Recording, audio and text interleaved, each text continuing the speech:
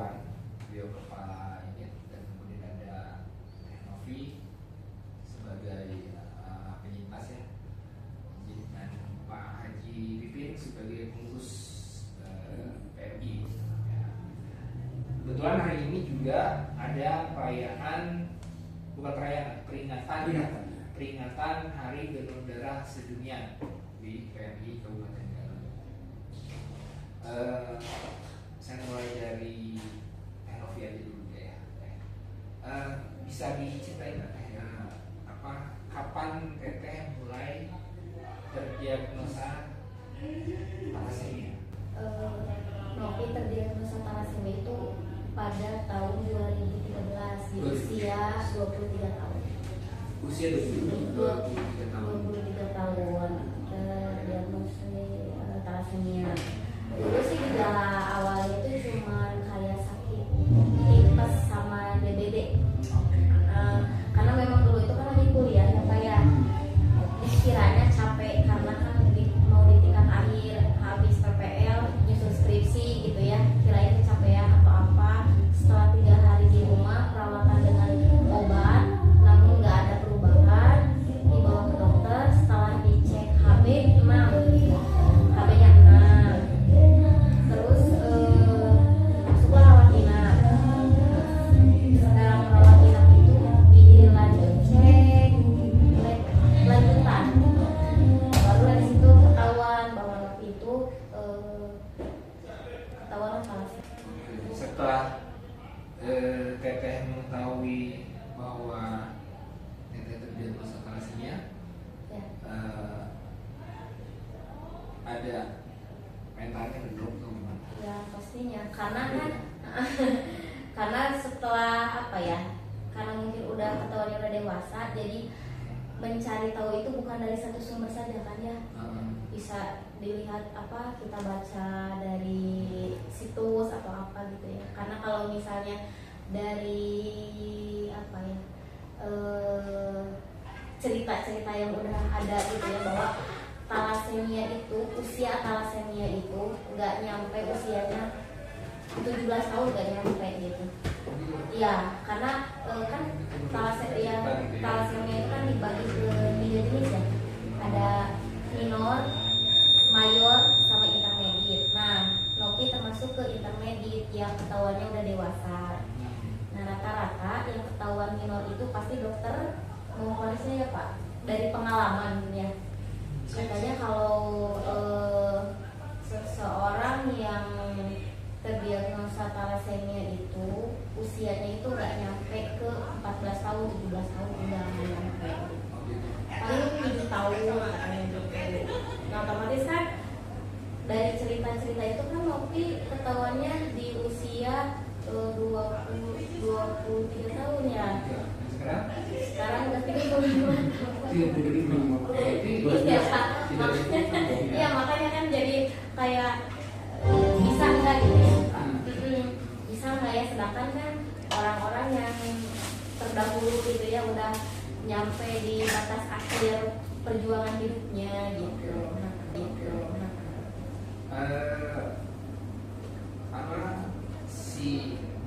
Berarti thalassemia ini saya harus tanya ke dokter ya kayaknya. Dok, bisa jelaskan nggak thalassemia itu penyakit apa sih? Kelainan darah yang secara genetik. Kelainan darah yang menjadi turun. Jadi untuk harapan hidupnya itu kalau misalnya tidak ditangani juga ini ya. Kalau harapan hidup sih mungkin tergantung keadaan umum si penderitanya. Ya, ada yang prognosisnya buruk, ada yang prognosisnya bagus.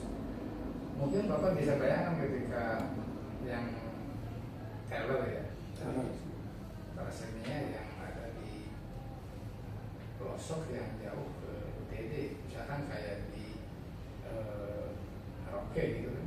UTD-nya kan mereka harus ke Senang ya. Itu berarti prognosisnya buruk kalau nggak cepat terdeteksi kan. Nah, ketika beruntung mungkin ketika jadinya katanya kita ada di Kota Garut, kemudian ini cuma 5-10 menit, terus fasilitas kesehatannya sudah lumayan bagus kalau di Garut. Beda halnya dengan yang di pelosok kan, dokter spesialisnya cuma satu-satunya. Nah, jadi di mana letak si thalassemia itu berada. Jadi si thalassemia ini, kalau saya tadi ngobrol sebelum kita kita mulai obrolan ini, itu si fungsi si darah ini, tubuh ini tidak mampu memproduksi hemoglobin. Kadar hemoglobinnya pembentuk usianya itu pendek. Oh gitu. Pendek usianya. Ya, tidak. Coba Pak Haji di share ke Pak Haji di beberapa seminar.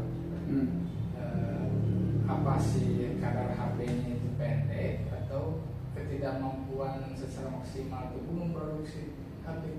Kalau bisa Pak Haji mungkin sedikit bantu untuk menjelasin karena gini Pak, ada batasan kompetensi dokter umum yang tidak sampai ke penelitian terkait thalassemia ini penyebab apa sih? Ada kompetensi yang harus memang dokter anak, kalau ada lagi dokter hematologi ketika karena dokter umum kadang nggak bisa mendeteksi ini thalassemia atau coba mungkin pengalaman Tenopi beberapa kali berobat mungkin kan baru terdeteksi di mana? Ya, lewat dokter hematologi. Spesial yang spesialis darah. Dokter umum kadang nggak bisa terdeteksi. Garut belum punya. Nggak ada dokter hematologi Pada sekolah terus ke Bandung. Bandung. Sekarang masih sekolah atau Masih sekolah belum selesai. Oh, belum selesai. Ya, mudah-mudahan Ya. Emang agak sulit ngebedainnya Pak. Oh gitu ya. Kadang kalau saya ya, secara umum kadang dipikirnya anak-anak ini stunting, kekurangan gizi. Padahal setelah diperiksa oleh dokter yang memang berkompeten di bidangnya, dokter anak dirujuk ke dokter hematologi, itu ada pemeriksaan lanjutan. Itu kalau misalnya si penyintas thalassemia ini tidak segera mendapatkan transfusi darah, ini apa sih sebetulnya? HP-nya nggak enak, selalu turun. Jadi dia harus terus ditransfusi.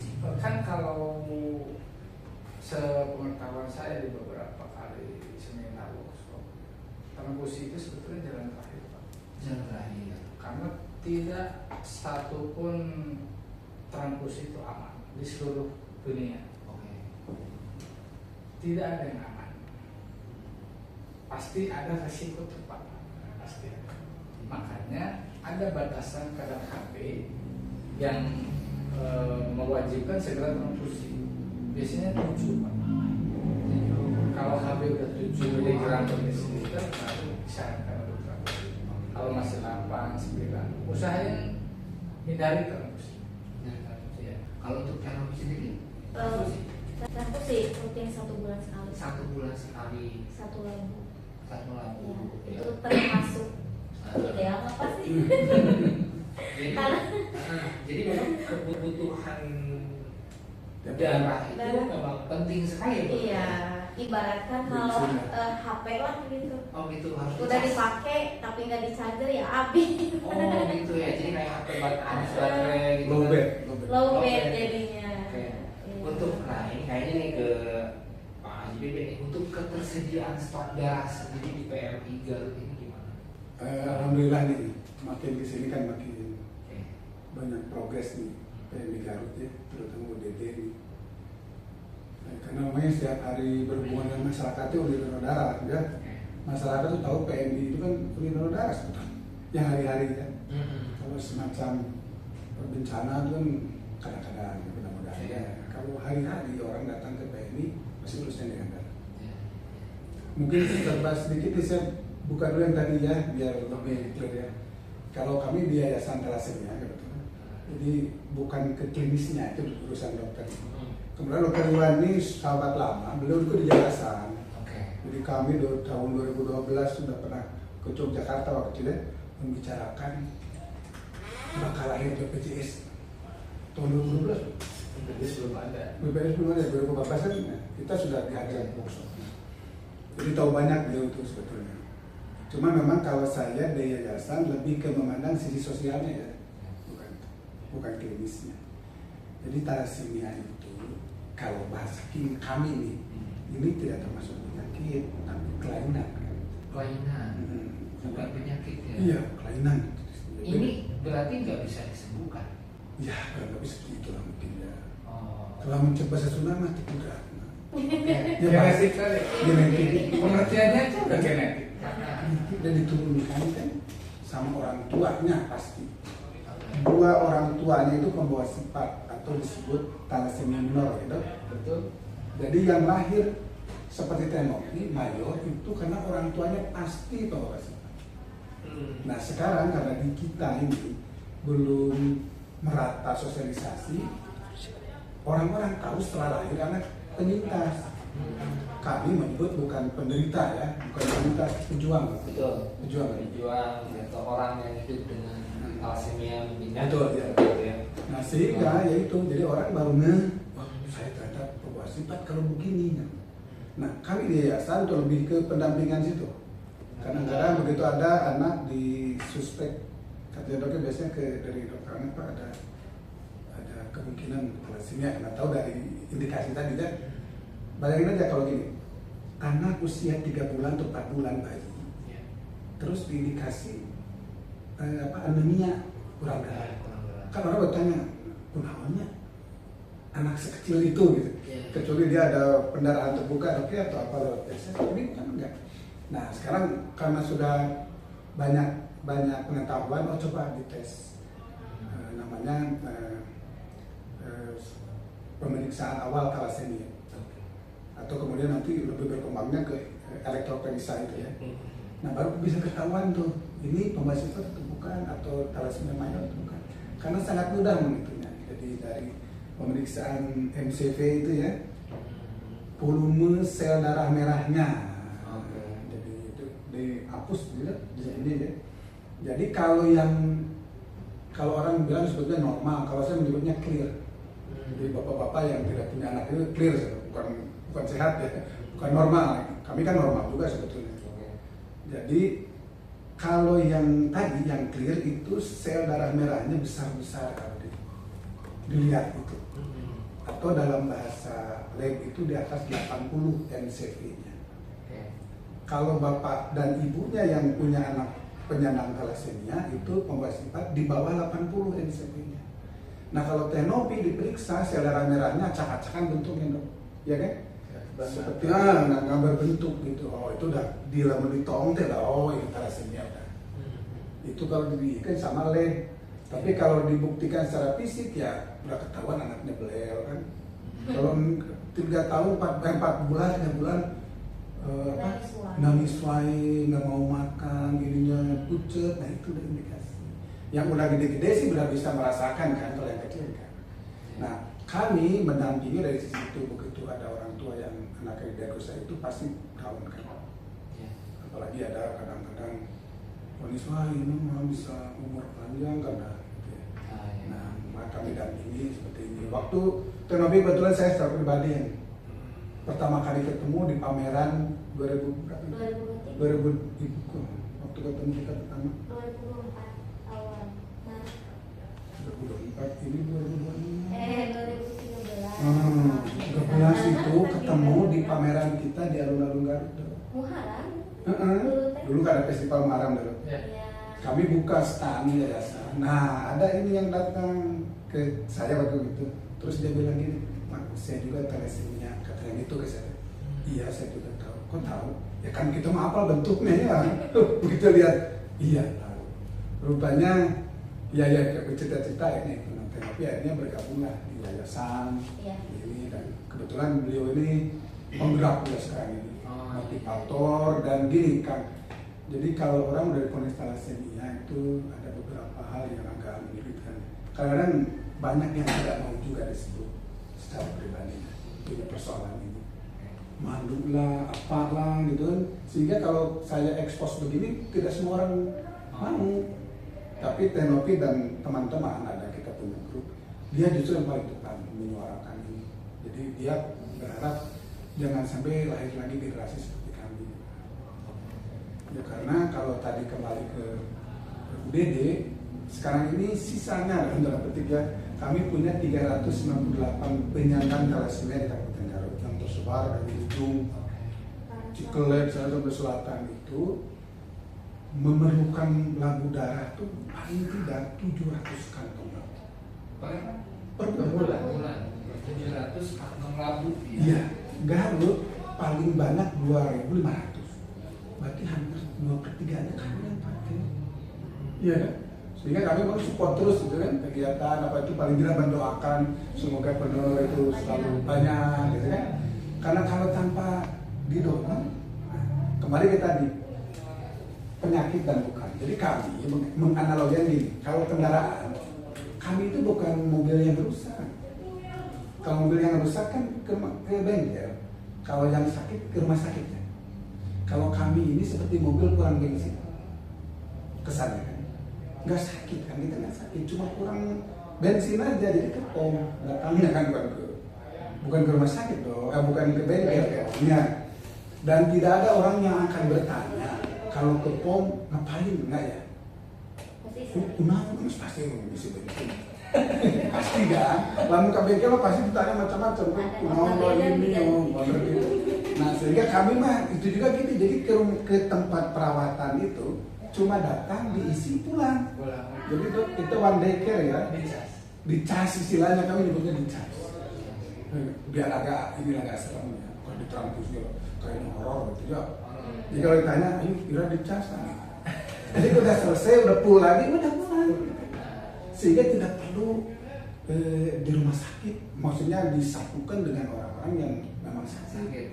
Karena kami tidak sakit dan bahayanya waktu drop, gitu, di bawah HB-nya rendah, badan itu kan nggak aman ya.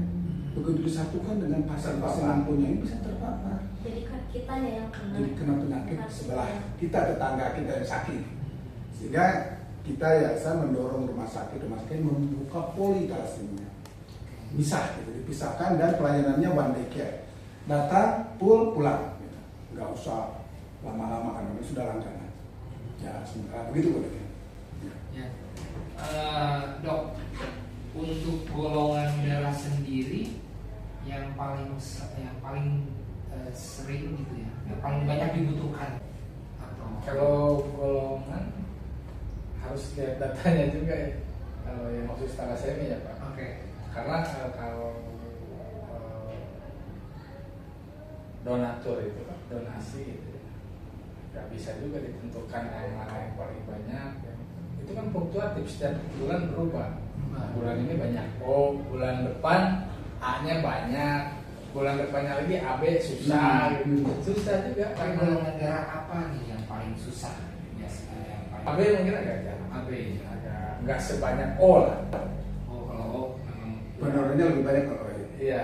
Kalau dulu Dok, kalau nggak salah nih Garut ya dulu. Ya. Garut itu yang pendonor A kurang ya dibanding kebutuhannya ya. Iya. Nggak tahu. Bulan-bulan apa tuh? Yang A kosong sebelum puasa atau sesudah? Sesudah Sesudah puasa. Ya. A itu susah beberapa hari ya. beberapa minggu. Susah. Minggu. Susah beberapa minggu. Jadi yang pendonornya yang agak tidak sebanding dengan kalau B, O banyak sekali ya. Iya. syarat untuk mendonorkan juga itu kan Ada ketat juga kan ya. Ada. Ketatnya. Ya. Nah, kebutuhan darah ini nggak hanya untuk thalassemia aja kan ya? Enggak. Yang buat thalassemia mah Garut Ya. ada sekitar 700 tadi. 700. Bukan cuma dua dikunci lah. Dikunci untuk Ada, karena minimal. memang ya, mereka memang butuh misalnya itu tadi ya. Ya, karena ada yang satu labu sehari, sebulan, ada yang seminggu sekali. Ada yang Tergantung seminggu, prevalensinya ada tadi, tergantung kondisi. kondisi tadi. Terus dari rentan usia Ya dari 229 orang itu juga ya. 300. Itu yang rentang usia berapa? Yang saya ini hampir merata ya. Sepertiganya tuh usia anak ya.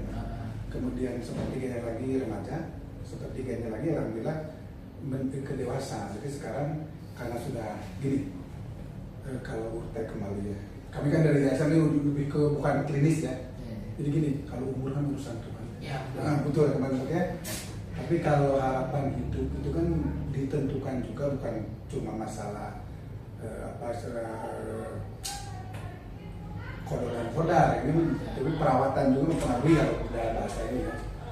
Karena sekarang UDB selalu siap labu darahnya, udah ada politarasemia, kemudian ada yang menangani dan ini sehingga harapan hidup anak-anak thalassemia itu tidak yang dulunya 7 atau 8 tahun sudah terus meninggal, sekarang kan bisa bertahan, bisa panjang usianya.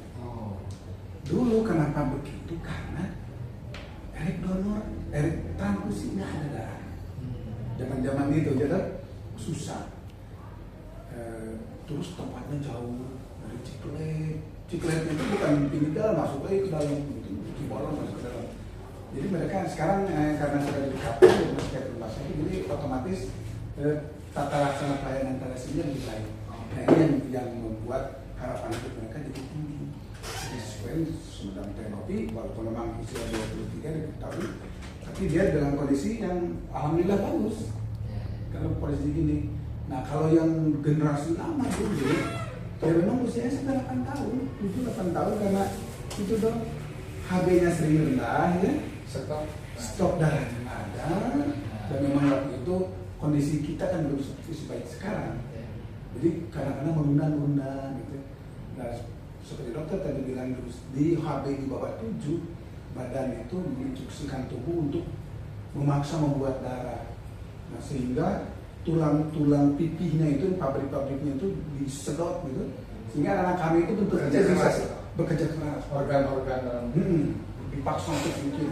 Karena thalassemia itu memang dari awal pabrik darahnya itu masalah dari awal. Tikudratnya itu pabrik darahnya. Dia tidak bisa menghasilkan sel darah merah yang optimal, yang usianya 120 hari. Dia masih minum udah rusak, pecah. Kan darah itu rusak aja. Jadi artinya si tubuh ini tidak mampu Membuat sel darah merah yang optimal. Berarti itulah pentingnya mungkin ya si donor darah itu, terutama Betul. thalassemia. Karena jangan salah, kalau thalassemia kan dia menghasilkan darah merahnya banyak. Maka dari dibanding yang normal tadi lebih banyak jumlahnya usianya sebentar, nggak 110 sampai 120 hari. Sehingga sel darah merahnya itu seharusnya 110 sampai 120 hari. Ini 50 hari udah pecah. Lisis udah apa sih? Udah rusak. Kan darah itu memang rusak terus dibuang, istilahnya dalam dilimpa itu. Jadi artinya si tubuh ini tidak mampu Membuat sel darah merah yang optimal. Berarti itulah pentingnya mungkin ya si donor darah itu, terutama Betul. thalassemia. Karena jangan salah, kalau thalassemia kan dia menghasilkan darah merahnya banyak. Maka dari dibanding yang normal tadi lebih banyak jumlahnya usianya sebentar, nggak 110 sampai 120 hari. Sehingga sel darah merahnya itu seharusnya 110 sampai 120 hari. Ini 50 hari udah pecah. Lisis udah apa sih? Udah rusak. Kan darah itu memang rusak terus dibuang, istilahnya dalam dilimpa itu. Jadi harus Terpaksa lah harus dikasih suplai dari. Nah ini untuk Novi sendiri ini kan baru terdiagnosa di usia 23. Ini sebelumnya atau gimana? Sebelum ketahuan thalassemia, ya justru kondisinya itu kayak stunting, kayak tadi dokter bilang. Perkembangannya lambat, jadi kayak kulit tuh menguning dok. Kuning, Terus kurus terus. berat badan nggak naik, Iya. terus perut buncit, Iya. kayak yang anak-anak stunting. Stunting. Pasti kalau dokter umum kayak saya nyangkanya kalau dari Biji buruk nih. saya dari yang mayor nyangkanya itu sepintas ini anak gizi buruk, ekonomi orang tuanya tidak mampu beli susu segala macam. Pasti ke situ awalnya. Katanya. MBG loh. Iya. Nah, baliklah ke rumah, ya tetap kan kondisi jadi malah sering demam gitu dok. Nah tahu-tahu, tapi ya, untungnya itu bertahan dari kelas 6 SD Pak. Waktu itu bertahan sampai usia 23 tahun. Dia kan belum kenal sama kondisinya kita. Ya, lama. Dia belum kenal sama kita jadi kalau ya. Iya. gitu. Jadi kayak itu aja starting aja. Saya selama 23 tahun itu Iya, makanya pas masuk IGD juga kata dokter umum tuh, iya mah kuatan katanya dok. Ini kuatan baru ketahuan usia segini gitu. Iya, jadi kecil aja gitu badan itu nggak kayak. Kecil. Kalau di motor luar. Wah, ya tetap kan kondisi jadi malah sering demam gitu dok.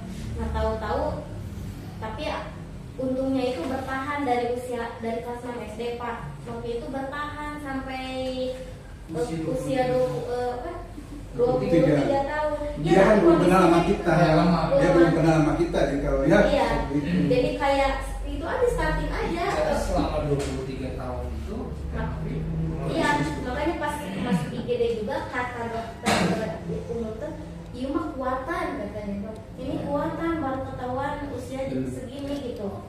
Iya, jadi kecil aja gitu badan itu nggak kayak. Kecil. Kalau di motor luar konten. Ya kalau motor mah keren ya kontennya. Ya anak-anak kami pada. Ya kata tadi saya ulas di pertama tadi satu ada keterbatasan terkait kompetensi dokter umum pertama. Yang kedua kan alat pemeriksaan penunjang kita tidak selengkap di rumah sakit. Tapi kan minimal kita kata Rasul nama tongol ke pasien lah. Kalau kira-kira 1-2 kali datang ke kita nggak ada progres yang bagus, ya minimal kita arahkan. Coba konsultasi ke dokter anak, coba konsultasi ke dokter kita. Mungkin itu pemahamannya lah. Dari dokter spesialis dalam juga dok, nggak langsung kayak ini tuh betul nggak thalassemia. Jadi dia juga nyaranin Pak kayak scan opini katanya. Jadi ke dokter hematologi gitu. Jadi kita dirujuk lagi dok ke dokter hematologi. Nah di situ baru di Bandung kita pemeriksaan, ya udah memang benar gitu hasilnya. Pak Haji, ini figurnya ada 399. Itu yang Itu sisanya. Karena kalau ini kan ada generasi ya Pak.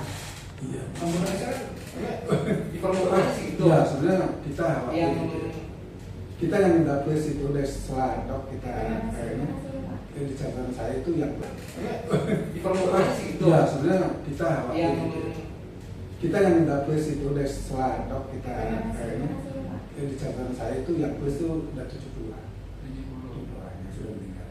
Jadi makanya sisanya sisanya yang masih bertahan. Oke Pak Hussein, ada kemungkinan nggak lebih dari itu juga tidak terdeteksi apa? Oh iya, jadi kalau kita merujuk ke ini ya ke perkembangan. Awal-awal kami mendirikan, jadi kami ada dua organisasi, satu namanya POPTI, Perhimpunan Orang Tua Penyandang Thalassemia dan Indonesia. Bukan POPMI ya, sorry. Pokemon. Nah, POPTI ya, orang salah ngomong nanti yang salah ini, oh enak itu bukan. Nah itu kan belum populer ya. Nah itu himpunan orang tua ya. Kemudian ada yayasan. Nah, yayasan itu isinya boleh siapa saja yang punya concern kepada thalassemia. Makanya dokter sendiri masuk di jajaran staf ahli di yayasan itu dari mulai awal berdiri itu. Nah ini kalau kami lihat ada kecenderungan datang lagi, tapi ada yang dari ring satu itu aja dari keluarga dekat ya. Jadi ada yang satu keluarga anaknya tiga-tiganya penyandang semua, mayor lagi. Yang satu keluarga sekarang udah habis semua kumpul. Nah sekarang masih ada lagi satu di sebelah sana yang tiganya masih ada semua. Nah ini kan karena kesadaran kita, kami juga ya, untuk kalau kami kan punya moto memutus mata rantai ya, karena genetika ya. Jadi thalassemia mudah sebetulnya kalau kita punya concern. Karena dari awal pun sudah bisa diprediksi dalam tanda petik ya. Karena kalau misalnya kita melakukan screening, kemudian tahu dari awal nih, dari kecil, dari bayi aja bisa cek, saya pembawa sifat atau bukan. Nah, kalau dua-duanya pembawa sifat, memungkinkan akan melahirkan mayor. Jadi thalassemia ini given. Gitu, dua-duanya. Kalau bapak dan ibu pembawa sifat, setiap angka kehamilan akan memungkinkan melahirkan mayor 25%. Jadi kalau given berarti nggak bisa dicegah. Bisa. Nah, caranya gini, karena memang ini karena gini. Kalau misalkan dia nikah nih, Oh. ya kalau sesama karena punya. Sesama. Nah, cuma masalahnya kan tidak 100% bakal lahir begitu. Kan 20% aja. Masih ada celah 50 dan 25 pembawa sifat atau aman. Nah, orang ke situ larinya kan betul gitu. Dan memang ada celah.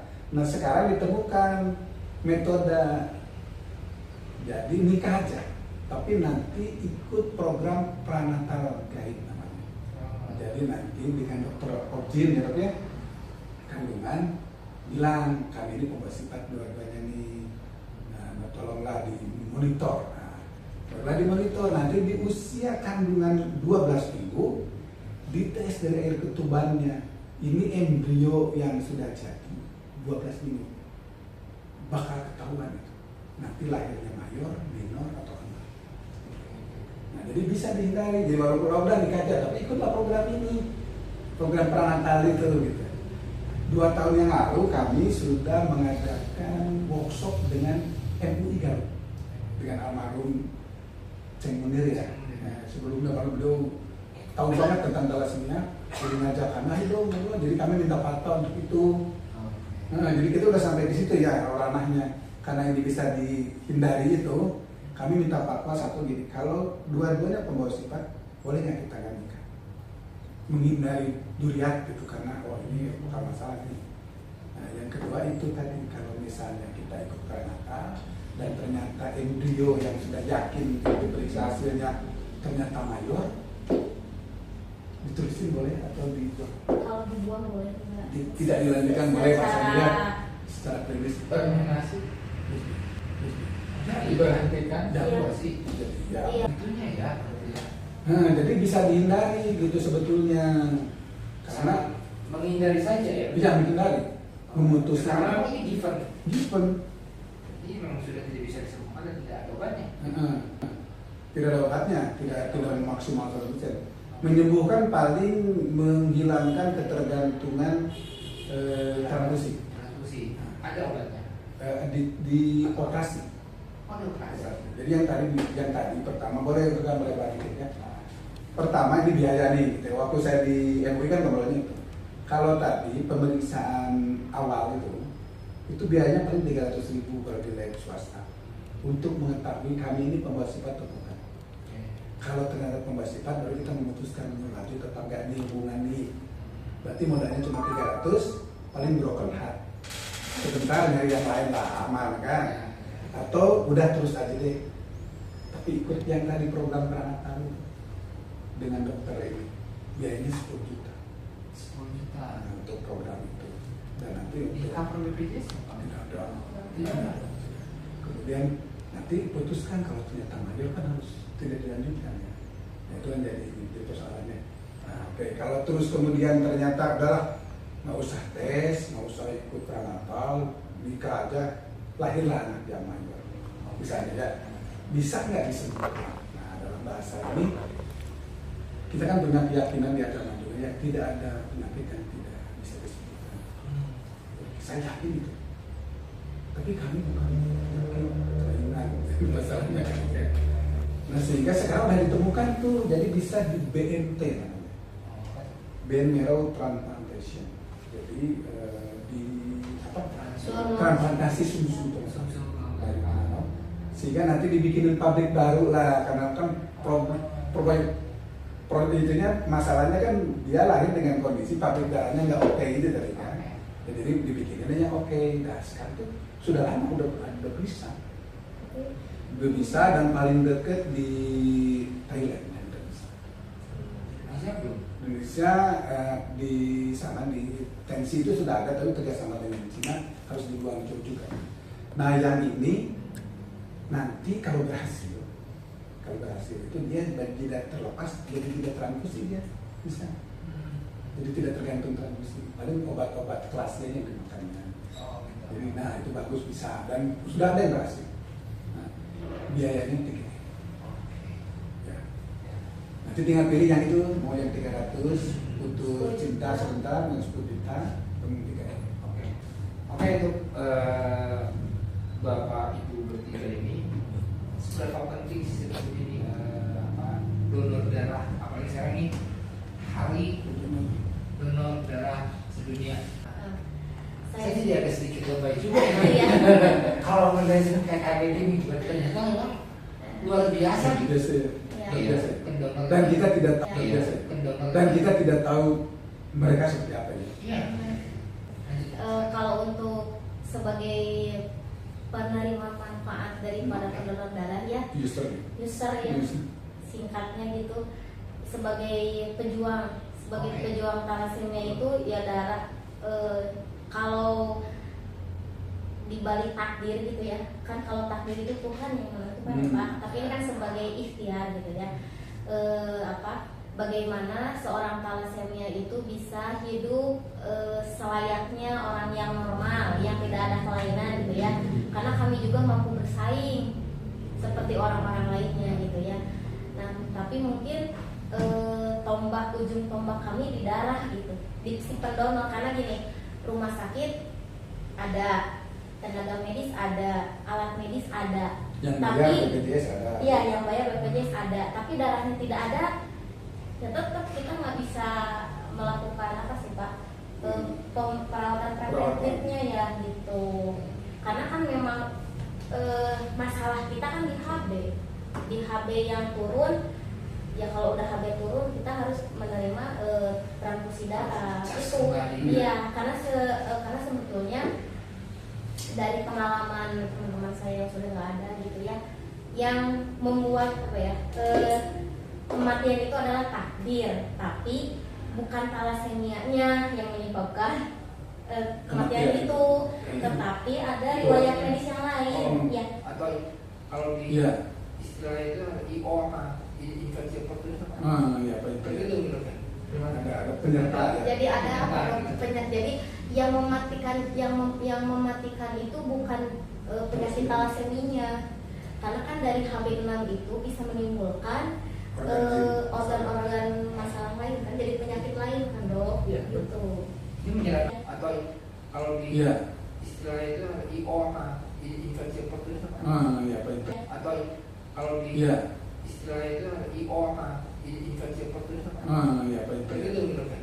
Ada penyerta ya. Jadi ada penyerta. Jadi yang mematikan itu bukan penyakit talasseminya, karena kan dari HB6 itu bisa menimbulkan organ-organ masalah lain kan, jadi penyakit lain kan dok. Ya, gitu. Ini menyerang kekebalan tubuh juga? Enggak, bukan menyerang sebetulnya Pak. Jadi tadi kan sudah dikatakan sama ketika si sel darah merahnya itu tidak bertahan sampai 110 sampai 120 hari, jadi lebih pendek, nanti si tulang sumsum, organ-organ yang lain bekerja keras kan untuk menutup kekurangan tersebut. Nah, hal tersebut sangat dipaksa untuk kerja keras organ si pembuat darah yang pertama. Yang kedua, perlu diingat bahwa berulang-ulang kali transfusi itu kan ada pengendapan statistik. Jadi sering transfusi bisa transfusi ya mas? Iya, zat besinya kan kadar zat besinya itu menumpuk sehingga ada pembengkakan di limpa, terus di jantung, di hepa, ada penumpukan zat besi di pembuluh darah, dan itu sangat beresiko terhadap kelancaran sirkulasi darah di dalam tubuh. Zat besinya itu numpuk, Pak. Kalau setiap bulan itu terus dimasukin darah, itu secara Dan ini juga dokternya, jadi bedanya kata dokter anemia dengan thalassemia. Anemia itu kurang darah, thalassemia itu kurang darah. Tapi yang thalassemia itu disertai limpanya nggak oke juga. Sedangkan limpa gunanya untuk membuang kelebihan zat besi. Nah, dia ini sudah tidak oke, dia kerjanya ditambah yang transfusi dulu. Jadi nanti makanya limpanya, makanya kembali ke kenapa harapan hidupnya cuma 7-8 tahun yang dulu nih belum ada transfusi, karena penumpukan di situ nggak bisa diurai sama ini sehingga besar limpa. Kalau yang mayor di usia 6 tahun itu nanti sekitar 2,5 kg limpanya mau besar. Limpa. Sekarang ada obatnya itu. Kelas besi. Kelas besi disediakan oleh BPJS. Iya, BPJS berarti Jadi supaya mengurangi zat besinya zat besinya berbuah pakai obat itu, karena dia memang tidak semudah itu. Tapi Membuang ya- zat besi. biasanya berbuah pakai obat itu, karena dia memang tidak semudah itu. Tapi Membuang ya- zat besi. biasanya Makanya itu kok berbuah pakai obat itu, karena dia memang tidak semudah itu. Tapi Membuang ya- zat besi.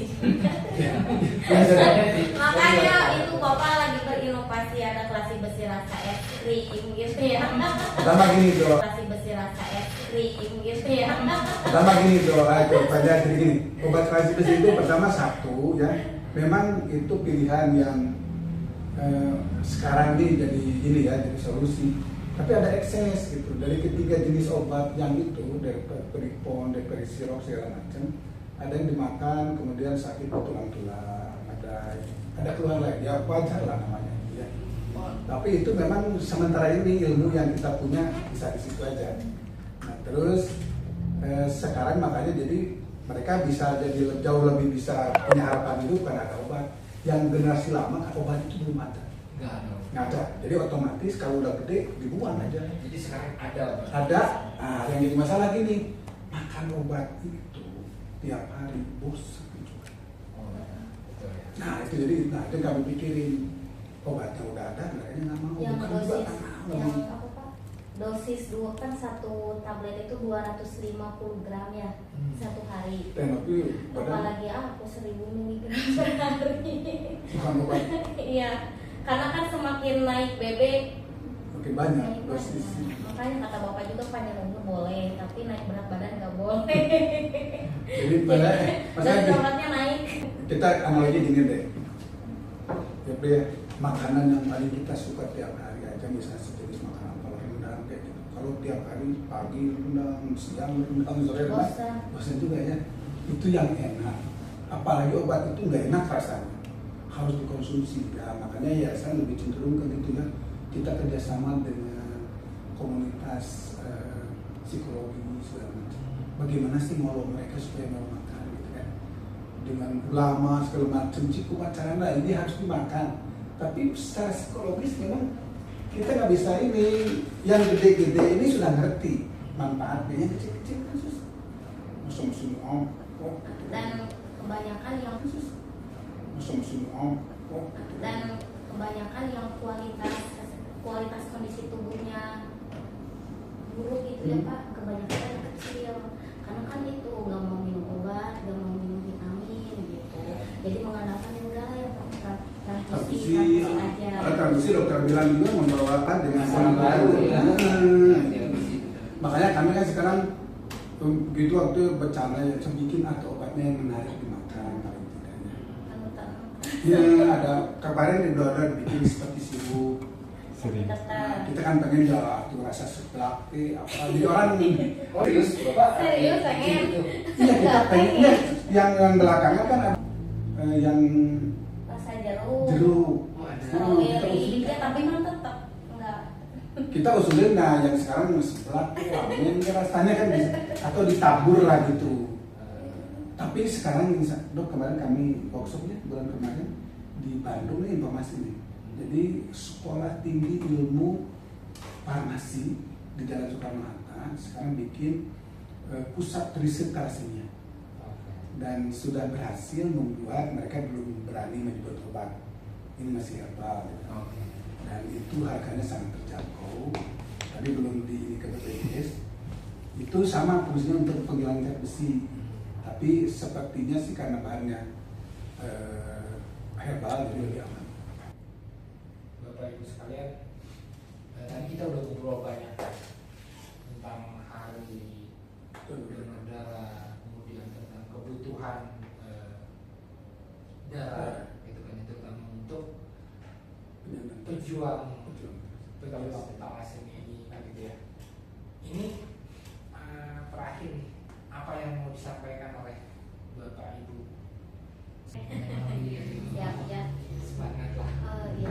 Di hari peringatan donor darah dunia ini ya, kami sebagai user dari pendonor darah gitu ya, yang sebagian besar kami pengguna yang tidak akan pernah terputus ya. Seumur hidup. Iya, pasti. Jadi harapan kami itu setiap harinya itu bertambah orang-orang baik. Orang baik banyak, tapi orang baik yang mempunyai kesadaran pentingnya berdonor itu kan masih kurang ya gitu. Jadi mungkin perlunya edukasi juga ya, bahwa donor darah itu nggak seseram yang mereka bayangkan. Karena kalau kita misalnya berteman ya dengan para remaja-remaja yang memang cukup umur untuk berdonor, kalau diajak donor pasti bilangnya takut, entahlah takut jarum suntik atau apa gitu ya. Ya kami dari penyintas thalassemia mengucapkan terima kasih bagi orang-orang yang memang tidak takut jarum suntik ya, rela badannya ditusuk jarum gitu kan, darahnya didonorkan gitu.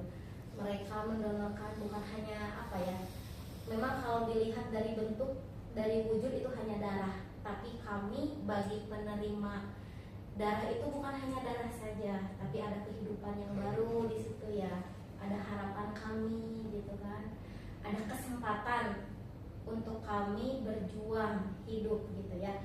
Mungkin kalau untuk titik akhir hidup itu sudah ada di garis Tuhan ya, tapi kadang kita sebagai yang sudah tahu nih riwayat kita tuh sakit gitu ya, nah berarti mau kapanpun, mau dimanapun kita yang harus lebih siap mungkin ya untuk kembali gitu ya. Makanya kita nggak tahu darah siapa yang berada di tubuh kami gitu, tapi tuh darah mereka ada di tubuh kami, dan kami yakin Allah tidak akan salah membalas ya gitu. Mudah-mudahan para pendonor yang darahnya udah kami terima menjadi amal jariah yang tidak akan pernah terputus ya. Ya harapan kami pokoknya harapannya selalu banyak orang baik yang mempunyai kesadaran bahwa donor darah itu sangat penting bagi kami gitu ya. Dan kami mengucapkan terima kasih atas tulusnya mereka yang sudah setia selalu mendonorkan darah. Ya. Tadi saya termasuk salah satu yang takut. Oh, maaf. Ya. Tapi mudah-mudahan menjadi termotivasi ya dari cerita. Obrolan ini Ya. kayaknya saya juga Termotivasi. Ya, karena kalau gini nih, kalau mau masuk puasa, bulan Ramadan, Lebaran, kita itu nggak takut nggak kebeli baju Lebaran, karena yang kita takut pas Lebaran kita HB kita nggak ada drop gitu. Ya, Terus yang donor nggak ada, kita nggak bisa transfusi, itu yang bikin kita cemas. Nah itu tuh Ya. setetes darah kalian ini Sangat berarti. Ya, kehidupan karena itu. ya tetes darah kalian Ya. itu kehidupan bagi kami. Oke, Harapan hidup. itu pesan yang Iya. luar biasa tuh. Ya. Tetes darah kalian kehidupan. Ya, pokoknya terima kasih dari tulusnya kami untuk tulusnya kalian semua. Oke, kasih tuh, terima kasih. Iya. Oke Pak, Mbak Haji. Aduh, sekarang Iya sama ini kenapa ya? Ada bawang? Kok jadi ini gitu Iya. ya? Heeh.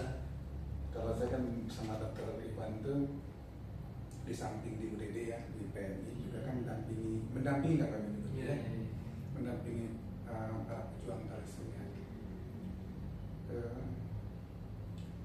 Kalau menghadapi bulan-bulan tertentu ya, bulan puasa itu bukan karena mereka tidak mau mendonor ya yang biasa, tapi kan siklus hidup berubah. Nah itu yang belum kita punya, itu dok ya, belum punya format bagaimana supaya donor bisa terus berlangsung di bulan puasa. Ini kita belum ketemu format yang bagus. Karena kalau bulan biasa bisa 2.500 selama bulan biasa ya, kalau bulan puasa bisa drop jauh. Itu kan karena orang Karena orang siang kan lulus. terus nggak biasa malam misalnya kan, nah, itu yang agak sulit. Harapan kami sih dari Yayasan Thalassemia terutama pertama ini kepada para pendonor diberikan kesehatan yang maksimal terus ya, kemudian para pendonor baru seperti Akang juga ya mendapat hidayah dalam cara penting untuk Hidayah mau berdonor. tapi menurut dokter juga gini, tidak semua orang bisa berdonor. Nah itu saya pernah mencoba Betul. waktu itu. Iya. Ternyata darah saya tidak layak. Tapi gini, Katanya harus belum layak karena saya waktu itu begadang. ya betul. Nah, jadi gini, kalau makanya saya selalu bilang gini, donor itu sedekah yang paling murah. Iya. Ya, paling murah. Cuma begini dong. Tapi tidak semua orang bisa melakukannya. Iya. Mau saya saudaranya si Anu gitu ya, kalau datang ke sini usianya belum 17 nggak bisa dok ya. Atau tensinya tidak sesuai, HB-nya tetap walaupun koneksinya Bapak Anu nggak bisa. Jadi siapapun termasuk punya jabatan apa kalau tidak lolos persyaratan nggak bisa donor. Dan itu kenapa mungkin ya, mungkin ini Pak Haji dan dokter nih, darah itu mahal, pemeliharaannya mahal ya. Mahal banget ya. Baik, jadi Karena kan teman-teman penyintas ini, teman-teman pejuang ini membutuhkan darah yang steril, yang bersih dan sebagainya ya. betul. Dan itu juga si darahnya ini kan enggak Proses. sembarangan kan ya. Betul. Disitulah proses yang mahalnya di sini. Baik, jadi seperti ini Pak. Saya mulai dari awal aja ya. Jadi 76% itu pasokan kita itu dari mobile unit ya, Pak. Jadi hanya 23,sekian% donasi itu yang datang ke gedung. Jadi kita harus jemput bola paling jauh ke Pelosok-pelosok itu 72% dari situ pasokannya. Yang kedua, bukan berarti nggak ada yang mau donor ya, bukan, ada tapi jauh-jauh. Faktor jarang. ya letak geografis Garut memang seperti itu, mau tidak mau. Karena dia nggak punya cabang sama sekali. Nggak ada. Mungkin kan. Hanya boleh ada satu UDD di satu Oh, kabupaten. gitu. Nggak boleh. Nggak boleh Nggak ada boleh. 2 UDD. Nggak boleh ada 2 UDD. Ya, Nah, kedua yang ingin saya sampaikan, itu aturan dari mana? ada regulasinya di Ada regulasi. ya, nggak boleh ada 2 UDD. Alasannya apa? Ya seperti itu peraturan organisasi Si PMI ya. organisasi PMI nggak boleh ada 2 UDD di satu kabupaten. Oh, nggak boleh. Nggak boleh ada 2 UDD. Ini Kecuali harus di bukan di masalah yang jauh-jauh. betul. Kecuali kondisi-kondisi tertentu dan si kabupatennya punya modal, anggaran segala macam, karena mendirikan satu UDD itu Tidak mudah. tidak mudah. Segala macamnya harus sesuai standar juga, nggak boleh. Satu alat itu harganya ya, satu alat. Nah, kembali ke yang tadi Pak, pertanyaan tadi pemeliharaan jadi mahal segala macam itu. Nah, perlu kita ingat bahwa permintaan kita tahun kemarin itu 30.000 lah. 30.000 setahun. 30.000 Iya. Kita bisa memenuhi 28.000 sekian, jadi 11%-nya kita dropping dari Kota Bandung, karena tidak semua produk kita bisa produksi di sini karena keterbatasan alat. Yang 11% itu kita rujuk ke Bandung.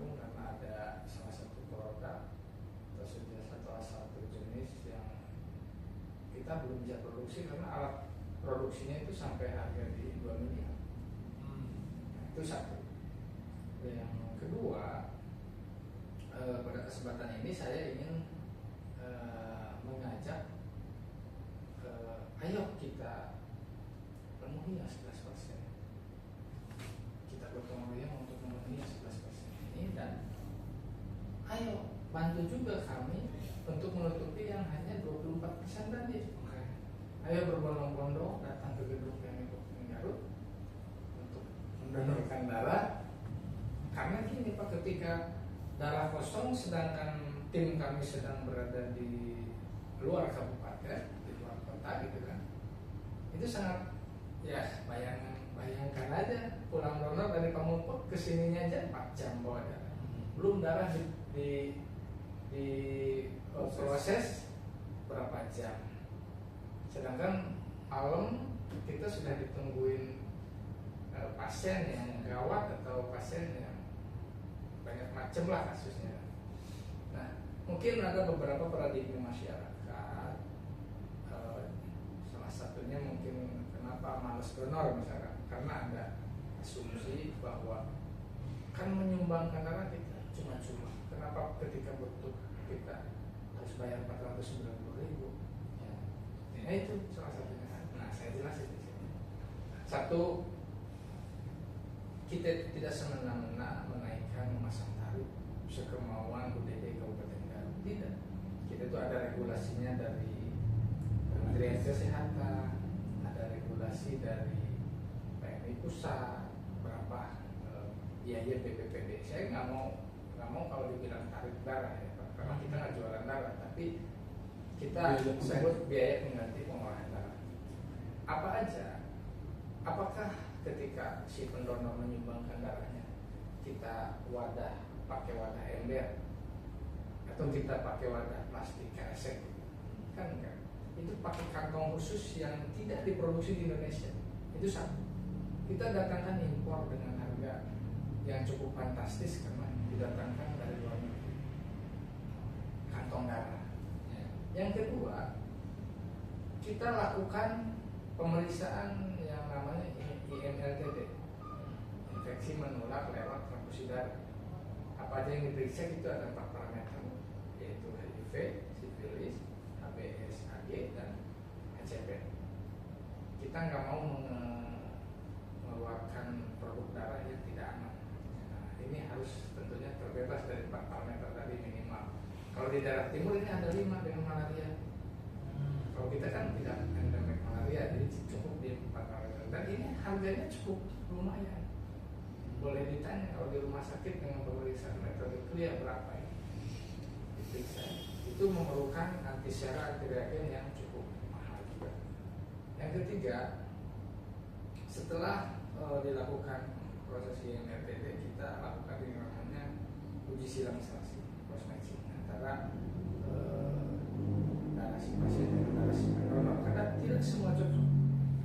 Saya sama-sama O sama Tenopi, golongan darahnya belum tentu cocok darah Tenopi dengan O saya, walaupun sama-sama O. Nah, itu memerlukan biaya juga. Gitu. Nah, yang selanjutnya kita ada kendaraan operasional, kita bayar sumber daya manusia yang notabene ini profesi kesehatan semua, dan ini harus dibayar. Kita bayar listrik, air, telepon. Nah, dari mana itu uang kita bisa hidup? Ya dari BPPD tadi. Gitu. Terus di pemerintah sendiri ada anggaran untuk Tidak ada. Adapun hibah. Adapun hibah. Ya, kalau yang namanya hibah kan tidak setiap tahun kita dapat atau harganya stagnan, misalkan 1 tahun sekian miliar gitu kan. Jadi hidupnya UTD itu dari biaya BPPD tadi. Kayak saya sebagai dokter di UTD, jujur aja saya dibayar karena ada haknya tenaga medis untuk dibayar sebagai pegawai. Gitu. Kayak acara RDS itu, terus kayak snack itu Pak, mungkin Pak bisa lihat di belakang itu servis donor. Itu yang di belakang bisa dilihat itu gudang servis donor Pak. Ada susu, ada biskuit, itu kan kita beli dari hasil yang BPD gitu. Kayak beli komputer, beli dia kan kayak perkantoran kan. Jadi seperti itu kan. Jadi penekanannya ayo kita tutupi yang kekurangan 11% tadi, kita potong yang sama-sama. Ayo kita tingkatkan yang 24% tadi pas pendonor yang datang ke gedungnya, supaya masyarakat lebih lebih mudah, lebih gampang untuk mendapatkan pelayanan darah yang aman dan cukup dan berkualitas. Mungkin itu. Ada lagi Pak Haji? Satu ini aja terakhir nih dari saya untuk para pendengar ya, mengutip Jalaluddin Rumi, penyair internasional ya.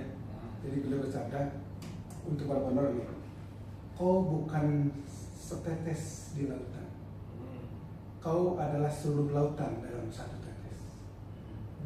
Karena dari satu kantong lap udara bisa menyelamatkan setidaknya 3 nyawa. Itu yang pas untuk menghargai para pendonor yang selama ini donor sukarela yang mau menyumbangkan darahnya kepada anak-anak kami terutama, sehingga mereka bisa melanjutkan mimpinya. Jadi seperti tadi Terbe bilang, bukan hanya tes darah untuk hidup aja, cita-citanya jadi terbuka kan, kesempatan untuk meraih segalanya dari satu kantong lagu yang teman-teman sumbangkan untuk anak-anak. Demikian. Terima kasih, semoga sehat selalu. Ya. Oke, pemirsa semua, pasti saya setelah ngobrol dengan Tambah lagi lupa ya, apa ya? apa? Tadi kan gini, adapun pendonor ya, kalau petugasnya tidak ready, tidak siap, dokter dan kawan-kawan juga kan nggak mungkin juga ya. Sehingga kami mendoakan nih buat tim ini yang berjuang tiap hari harus datang 1 hari sebelum ke pelosok-pelosok tuh, semoga diberikan kesehatan yang optimal ya kan. Nah, kemudian semangat yang terus ini, dan ini kan bukan hanya sekedar pekerjaan, tapi harus memakai semangat kepedulian yang luar biasa, karena mereka tuh touring hampir tiap hari ke pelosok-pelosok gitu. Bedanya Garut dengan kabupaten lain, karena kita punya topografi yang asli. Demikian. Ya, setetes darah untuk kemanusiaan. Dan mungkin setuju nggak sih Bapak Ibu sekalian kalau misalnya harus ada concern lebih gitu dari negara ya untuk dari sisi anggaran. Setuju, pasti. Ya. Iya. Jadi juga karena kan dikawal BPJS. Ya. Kita perlu belajar. Nah, kalau misalnya enggak, Iya. akan jadi kan ya. Jadi sementara PMI sendiri juga untuk menjaga kualitas darah itu kan enggak murah kan tidak? Iya. Dan mandiri lagi. Mandiri kan gitu ya. Jadi supaya ini negara ini harus Hadir. harus hadir betul dalam bentuk Kontribusi. anggarannya memang harus ini tanggung jawab negara kalau menurut saya. Iya, betul. Tambahan dok, apa gini, kita di sini ya, saya kemudian kan kami punya link pengurus-pengurus di daerah ya. Jadi di tempat lain nih kalau kita bicara, ternyata ada subsidi dari APBD untuk ini, untuk Pelayanan darah. pelayanan darah. Jadi karena tadi darah itu yang biasa kita pakai PRC ya, PRC ori kalau disebut ya. Anak-anak kami ada yang perlunya NAT mungkin atau opti, jadi ada level-levelnya. Oh, iya. Kalau bahan bakar itu ada premium, Ya. ada tamak. Anak-anak kami kalau udah tingkat begini, tingkat ke iniannya, nanti harus pakai yang ini, harus pakai yang ini. Nah ini kalau di tempat lain disubsidi kelebihan, karena kalau sekarang di sini 490 itu untuk PRC yang ori yang disebut Ya. lah. Kalau yang PRC yang opti tambah lebih lagi, mahal. lebih mahal. Lebih mahal. 700 sekian. 20. Sementara BPJS 360. cuma mengganti 360. 360.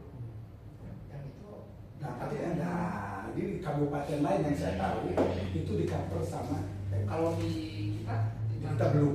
Kita belum. Ya, kami akan bersiap menghadapi Kalau kondisi. kekurangan itu ditanggung oleh APBD kalau di tempat lain. Kalau tempat Itu kan lain. Enggak, kalau di Garut Belum. berarti ditanggung oleh BPJS. BPJS tetap bayar sekian. Kita Iya. kita jadi nggak pernah memakai itu, nggak pernah Jadi memakai nggak darah. pernah memakai darah di atas PRC. Oh, Nah, itu aja yang Hmm. yang pertalit aja. Dapat telet Oh. aja jadinya. Sedangkan kan anak-anak talasemia itu harusnya lebih baik di atas PRC. PRC atau leukodepleted pelajaran Iya, juga. Saya gini, Pak. Saya tuh di 2025 bulan Agustus launching satu produk leukodepleted. Apa itu leukodepleted itu? Ya itu PRC leukodepleted. PRC. Yang PRC yang 360 tadi, tapi kita bikin yang rendah leukositnya. leukosit yang untuk meminimalisir zat besi tadi. Zat besi yang menumpuk tadi itu bisa diminimalisir dengan Jenis PRC leukodepleted. Kita produksi. Permasalahannya siapa yang mau bayar? 300.000 itu biayanya untuk membuat yang dari pertalite menjadi pertama. Nah, 2 kali penyaringan. Karena dari talasemia juga udah studi banding ya Pak ke daerah lain bahwa memang untuk pelayanan talasemia yang lebih baik memang harus ada subsidi. nah, Saya jadi ini kemarin yang ditangkap itu 1 miliar sehari teman-teman PUI. Betapa luar biasanya gitu perjuangannya untuk Iya. mempertahankan hidup. Sementara kalian Iya, asik-asik aja gitu. asik-asik aja merampok. jadi saya itu bukannya tidak memikirkan saudara-saudara yang gagal tadi. Saya itu sudah memikirkan. Saya tuh mengikuti talasemia itu dari tahun 2012. Saya beli coba Ecofilter dilaunchingkan lah di Agustus 2025. Cuman saya mikir ini siapa yang mau cover? Jelas-jelas 350 yang BPJS bayarnya. Oh, ini belum clear juga ya ini ya. Sekarang ini Permenkes kalau lampu darah nih sama-sama lampu darah PRC. Kalau untuk penyakit di luar talasemia, leukemia dan hemodialisa itu 490 per lampu. Kalau untuk talasemia Harga spesial. harganya tetap 360. 360. Nggak boleh dinaikin. Oh, Nah yang berat bagi Garut terutama Ya. 700 lampu yang nggak boleh dinaikin. Berarti ada sekian ratus rupiah yang memang nggak bisa diambil kan sama. Ya. Jadi berat UDD PMI Garut itu. Kalau kabupaten lain mungkin dia penghasilan 5.000. darahnya di atas 5.000 atau 18.000 ya Santai saja. 1.000 nyantai aja. Santai saja. Kita mah sepertiganya nggak boleh naikin harga. Nah ini yang jadi persoalan juga bagi kami. hari Garut tadi apa per bulan 2.500 Ya makanya Rata-rata sebetulnya 25. kebutuhan. kebutuhan 700 ini aja. PRD sendiri dapat per bulan. Ya, 2.200, 2.300. Ini masih minus dong. Iya. ya tadi ada kan beberapa yang jenisnya tidak Tidak produksi. Oke. yang bisa ada. Oke. Kayaknya terima kasih nih informasi yang sudah disampaikan oleh Bapak Ibu sekalian. Terima kasih Teh Novi. Ya semoga Teh Novi tetap semangat Yes. karena hidup harus tetap Berjalan. berjalan. Berjalan. Kan? Kalau masalah usia Iya. jangan kan ya. Itu bukan urusan Kita. ya kan semesta ya kan tuh. Yes. Oke ya. Oke. Bapak juga sama, terima kasih nih Dok. Semoga tetap ikhlas Insya Allah. Semangat ya. untuk Indonesia. Insya Allah. Ya. Terima kasih teman-teman semua, pemirsa Belanda Talk semua. Ya itu tadi obrolan kami. Mudah-mudahan ada manfaatnya.